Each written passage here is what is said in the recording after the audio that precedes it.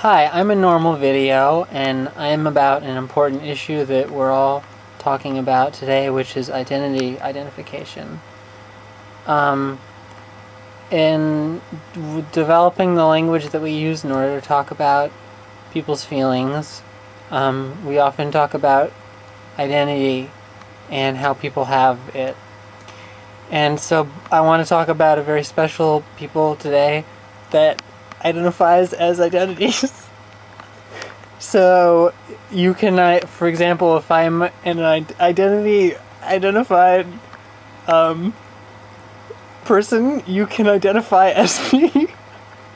Personally speaking, as from my experiences as a person, I generally find that it is most helpful to spend all my time arguing with people who are unwilling to listen to me.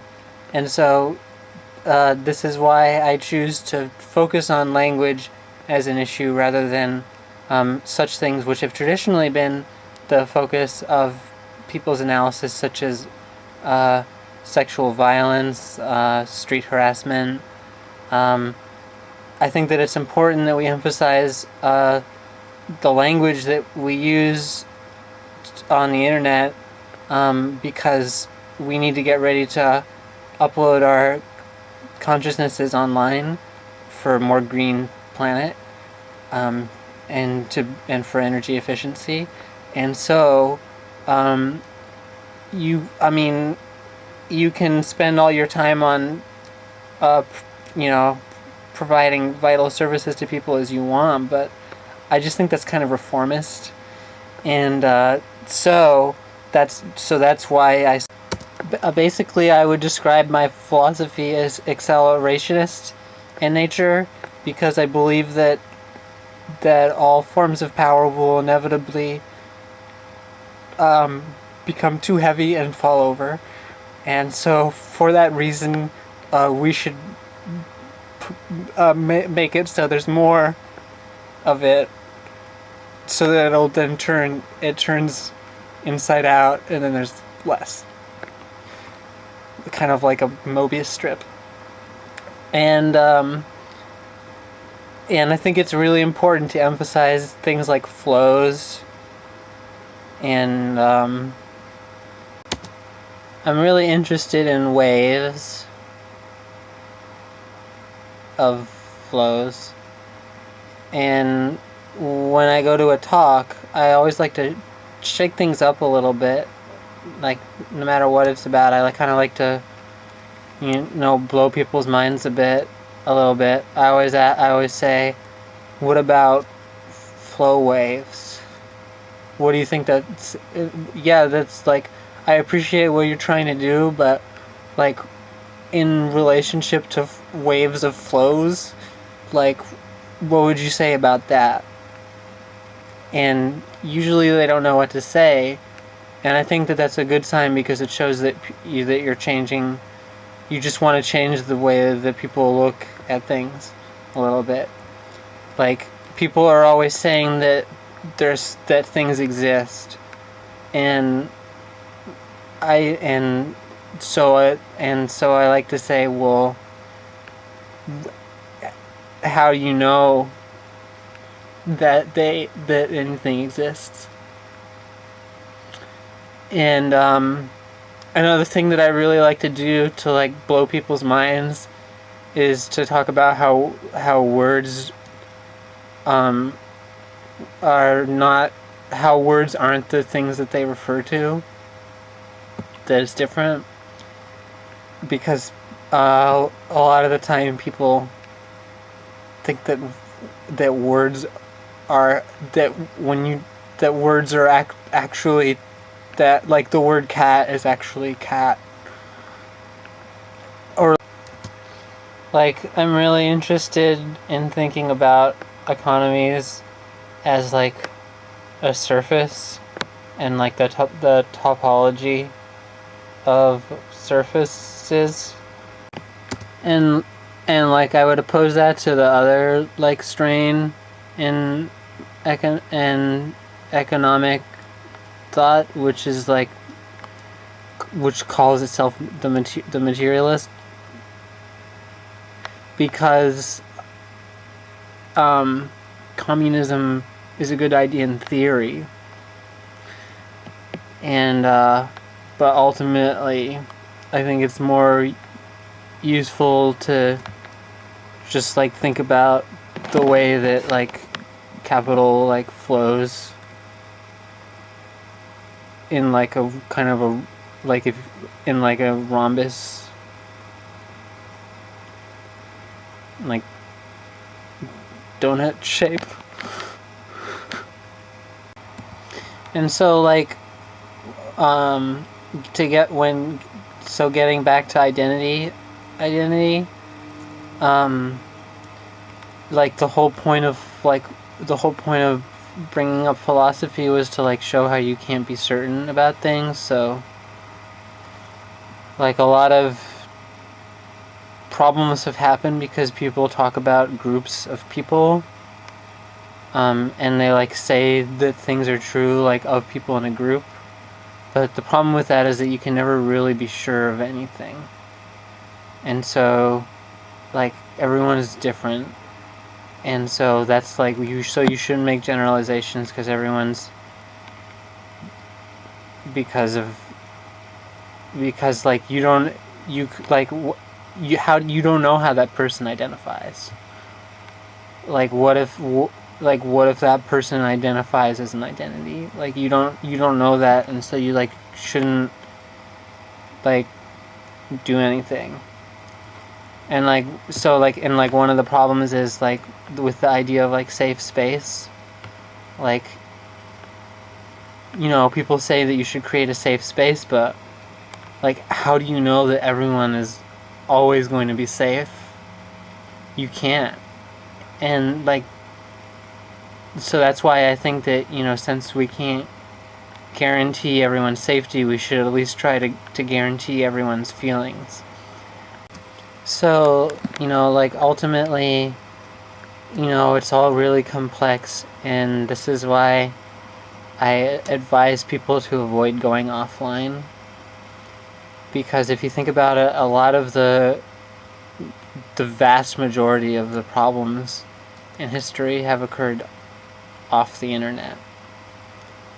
And so that's why I think that we should get rid of not the internet, or like you can have like ultimately I think that there should be like separatist internets, so that you can like have those other people who are doing their thing, but internet people should focus on internet issues. And so that means language, because you basically you can't ever talk about things because like no matter what, it's still always words. You're still always using words to talk about it. And like so we need to just not we need to focus on we just need to not focus we need to separate words from things. And I think that the future is with the words, and the things will go over there, and that's fine. Like they can have it, but I'm not going offline. And you know, that's my decision, and I hope that you respect it. And so basically I'm building a special room in my house with a coffin, and I have a entertainment system on like 3 of the walls, and the 4th wall is me. And like there's cat pictures in there, and I hope that I will die very soon.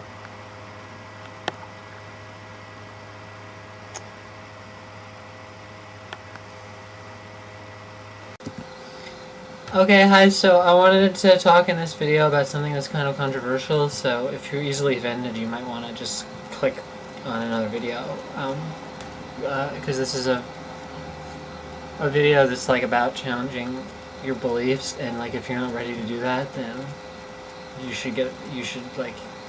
then you're probably not ready for the big dogs. But otherwise, welcome.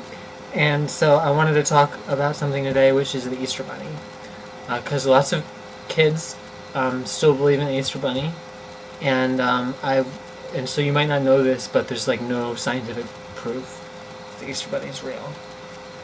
And I think it's just like really weird that people cling to these beliefs, and like it's like I think part of it is because it's like comforting to people, and it's like it can be like really hard to face like the truth, but like that's like what life is about, and like also like the whole like American dream was built on questioning your beliefs and stuff, and like in other countries like they like believe everything, and they like and you can't even go outside. So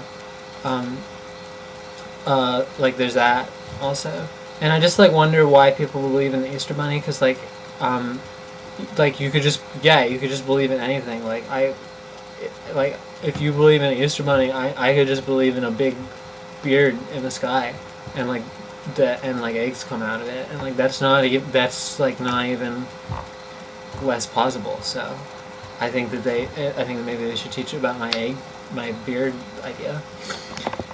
And so like that's that, and so like you know, like science may not know where Easter eggs come from, but like you know, like the whole I just I'm really believe that all that science will have all the answers, and like I forgot what I was gonna say, and people are always saying people are always saying about how capitalism is bad, and like it's kind of like a dirty word these days, and I don't know why that is, because you wouldn't even have gay rights without capitalism, because if you look at other countries where they don't have a market, like there's not even gay rights there, and I just and so I wanted to say hi and thank you, and if you like this video, then I hope you will subscribe, because I'm gonna have a lot more videos on my webpage soon, and I'm gonna try to put some links on there.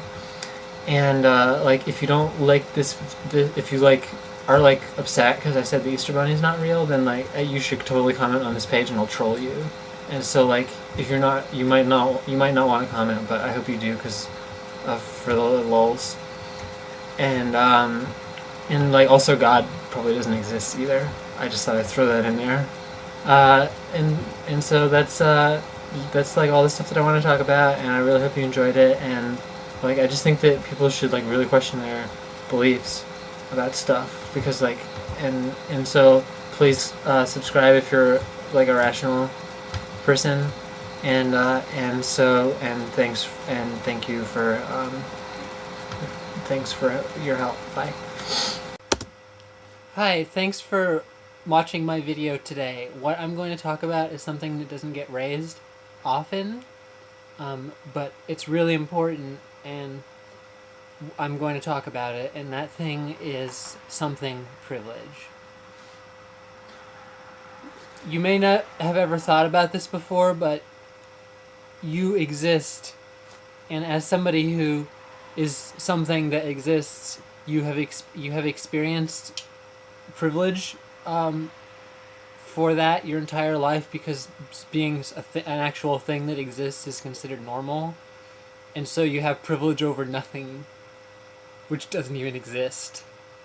So this isn't something that affects me personally, because I sort of exist. I mean, everyone wants me to be dead, so that I'm sort of in the middle there, but I mean I exist, so this doesn't affect me personally, but I'm trying to be a good ally by making this video, and I hope that you can too, by taking this really seriously and recognizing that you fucked up, and you should try not to be so fucking ignorant.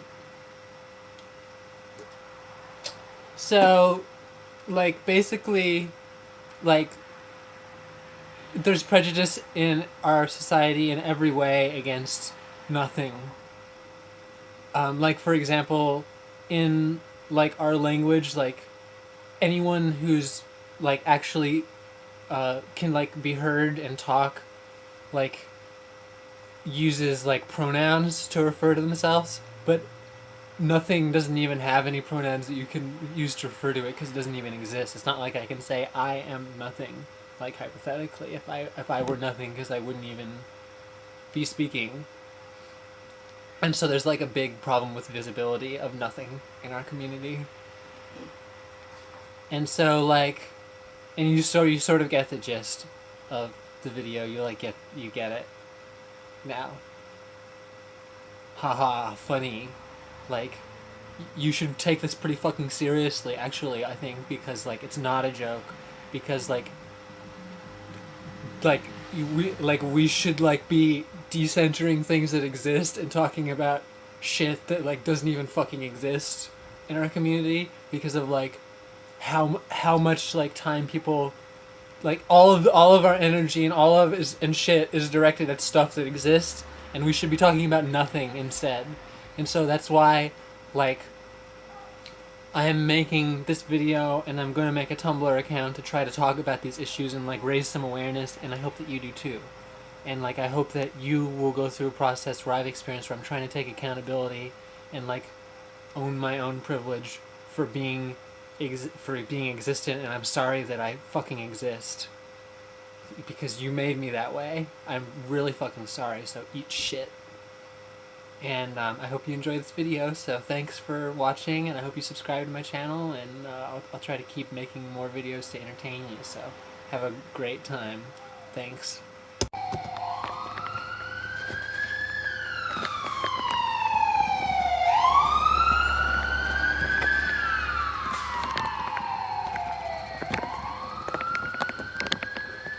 Okay, hi, welcome to my video.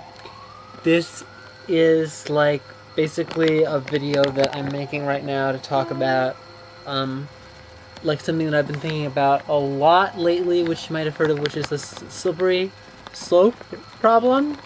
And that's a modern problem that a lot of people are worrying about, and basically people are worried that the slope might be too slippery. And so basically the concern is that if you allow one thing, then there could be more of them. So like, to give an example, like just like hypothetically, or just like something that I get a lot, just like by example, is like someone says, oh, you are XYZ person, and so you believe XYZ, and so, but if we let there be XYZ, then there could be more letters, and then there could be too many to fit. And that's something that I hear a lot. And so, like basically, the way that I try to deal with the slippery slope problem, and this might not work for you, but this is how I deal with it, is that generally I say, yeah, like, there should be that, like, it should go all the way, and that's fine. So for example, if somebody says to me, well, like I say, I'm not a human being, and people think that that means that I think that the human race shouldn't exist, and everyone should not, and I say, yeah, everyone should be dead. So that's one way of dealing with the slippery slope problem. And so, like, just like to give a more concrete example, maybe like with like sexualities, people are like worried about if you let there be like homosexualities and like bisexualities and all these different ones, like there could be anything. And so I say, yeah, there should be anything and everything, like up to and including the destruction of the human race and everyone being dead forever. And like that would be like a really good kind of sexuality. And so like I'm for like bodies being chewed up in a machine, and like that would be great if the destruction of all organisms would be good. And so that is one example. And another thing is just like because like I'm not a human being because of genders, like a lot of the time people are worried about like what will happen if I'm allowed to exist, because then there could be other things that exist that like that would, like, you could just like let parasites like crawl into your brain and like like take over your body and like wear your skin, and like that's basically the same thing as a transgender person. And I say, yeah, like I am a parasite and a virus, and it's inside you now, and you're gonna be a hollowed out skin soon, like me, because I don't exist, because I'm not a subject, because I'm not like intelligible to you. And so I hope that happens to you soon, because that would be great if like you were also unintelligible to everyone and you were dead. Also would be great. I hope that you die because you're a fucking piece of shit. And so that's like that's like generally how I like to deal with the slippery slope problem. So I hope like that you're getting kind of the gist now, is that like the slope should slide all the way down to hell and take you with it, and you should go there and die and be killed. So I hope this helps, and thanks for watching my video, and comment, and I'll try to do a Q&A soon and update you. So thanks a lot. Bye. Okay, hi. Welcome to my video. If you're watching this, you've probably read the title of the video, and I just want to clarify, because people often really make unfair generalizations about radical feminists, that when I say that all transgenders are male rapists, I'm not referring to the good ones. Just put that over there, because I have lots of transgender friends, so I know that there are I've met good transgenders, and so some of them are perfectly normal people, but like it's when in terms of the transgender stuff, it's your identity that's wrong, and not who you are as a person. So I don't know why people always act like I'm personally attacking them when I say this. So I belong to a new group called Scum, S-C-U-M, and we have a website that you can check out, scum.info. And what we are is an anti-sex work advocacy group. So if you aren't that familiar with feminism, right now we sort of live in the so-called third wave feminist epoch, and so there's like so the new trend is sex positivity. So sex work is fine, it's an empowering act, and like I don't necessarily agree with that, but where I do agree with third wave feminists is that assuming that there is the empowering ones, and that's the good one, and the other ones are bad. So in particular respect to transgenders, that's some of the sex work population that is most at risk, and you know, because of like the desperation and financial problems, like often people really don't have a lot of choice about it, so it's not empowering for them, so that's why I'm for them dying. But as a second wave feminist, I believe that everyone except me should die, so distinct from the third wave sex positive thing there. It's just like, it's really hard for people of this generation to understand how important lesbian-owned land is, and so if everyone is dead, then that means there's more of it. So there's this thing that's been going around that's called cisgenders. Excuse me? Cisgenders is a word that's made up by people who think that they can get whatever they want. Basically, these people hate everyone who's not like them. They're called transgenders, and they made up this word cisgenders to try to put everyone in the world into a box and nail it down who's not in their tiny minority. So all of a sudden, all the past 30 years that we accomplished in feminism and about fighting the patriarchy, about men and women's experiences, all of a sudden they just want to throw it out the window because it's the same thing that's called cisgender.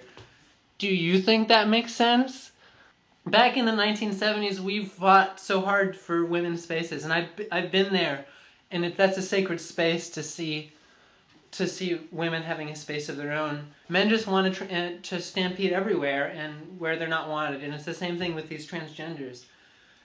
I've practiced the goddess-oriented religion, and when I do my sky-clad rituals, I don't want to I don't want to see penises, and they just they're not even in contact with the reality, because you have to have a certain knowledge about what most people think, and if you are in the minority about that, then you're wrong. all my life people have been not they were trying to tell me that I was wrong and that I was a crazy. I'm a lesbian and I'm oppressed. And it's just all of men were always shouting at me and people were always telling me that I'm racist. I'm not cisgender.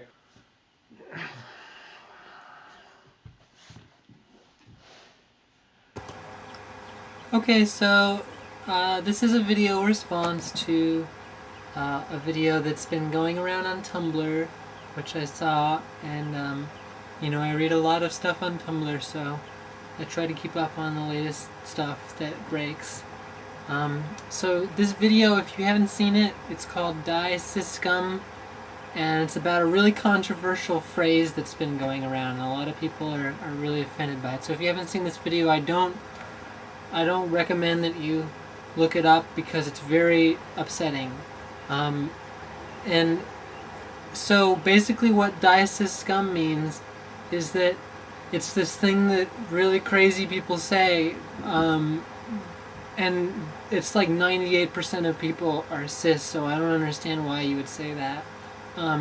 Like, I think that you should take a look at the civil rights movement, because if you know your history, it was Martin Luther King that made the civil rights win, and not the Black Panthers. So just a little history lesson for you there. And personally, I'm cis, so I know that I could never really understand what you're going through, and I'm just so sorry. I'm so sorry. I'm so sorry. I'm so sorry. I just know I could never understand what you're going through, and it must be really hard. But it's not okay, because if you compare it to something like reverse racism, it's like that's basically what it is Die Ciscum is reverse racism, and we know that reverse racism is a real problem, because lots of people's lives are threatened, and it's really bad. So I think you should think before you talk, and maybe if you're angry, you should seek some more productive ways to express it than making me feel bad. Like maybe you should. I don't want to. I just don't. I don't want to hear you say that again. I'll fucking kill you. So thanks a lot for watching my video. I just wanted to weigh in on the controversy, and I'll see you on Tumblr. Okay, hi, thanks for watching. So what we're going to be doing in this video is to present a radical feminist argument for eugenics. So let's get right on that. So basically, as radical feminists, what we're asserting is that there's this thing that's called patriarchy that exists, and that women as a class are subjected to all kinds of coercion, coercive heterosexuality, coercive gendering and practice of femininity, and sexual availability to men, and that so then when you have this third wave feminist analysis, which is based on this like liberal framework of individual choice, which is talking about, well, it's okay if somebody practices femininity because that's like their choice or whatever. It's okay if you're heterosexual or whatever. That's like not sufficient because that's failing to account for the ways in which these participation in patriarchy is coerced from women, and that even if there's a framework that allows you to think of it as an individual choice, in some way those choices still fit into this larger oppressive structure, which is patriarchy. And so basically the whole problem that I have with transgenderism is that this is basically denial of the whole analysis about femininity that we have, which is that it's inherently an expression of compliance with patriarchy, and that it's not it's not a question of individual choice, that individual choice isn't sufficient. And so basically you have these men coming along who are mutilating their bodies and carving up their chest cavities, and so like it's just like Silence of the Lambs. So basically the reason for the radical feminist argument for eugenics is that we need to abolish gender completely, and so what we need to do is a eugenics program which will make it so that there won't be this gender difference. There needs to not be difference, and so we need to have a state, strong state that will will do a eugenics program, and that'll be great. And the most expression of this in literature was, if you've read Ursula K. Le Guin, Lathe of Heaven. That is basically a radical feminist utopian book about what we need.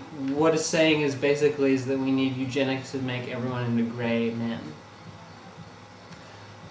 Because like people, the whole problem with patriarchy is that men are just assumed to be the normal thing, and women are othered, and so the only way to deal with that is for women to be more like men, and for them to be gray men. That also deals with the racism problem.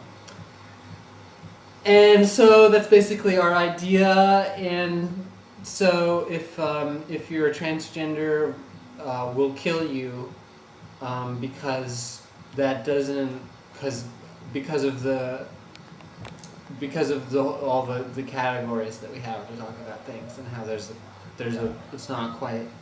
just not quite working out. And so that's basically the idea. And so if you want to join my fascist party, you can sign up. Just go to bugbrennan.tumblr, and you can just have a great time. And I hope that you've really understood what it's talking about, and you've taken something away from this. And if you can read this, and I just fucking stupid. So. Hi, thanks for clicking on the video on the computer. That was really great that you clicked on it, and that's good about it. That's really good when the video is on the computer and you watch it on the computer.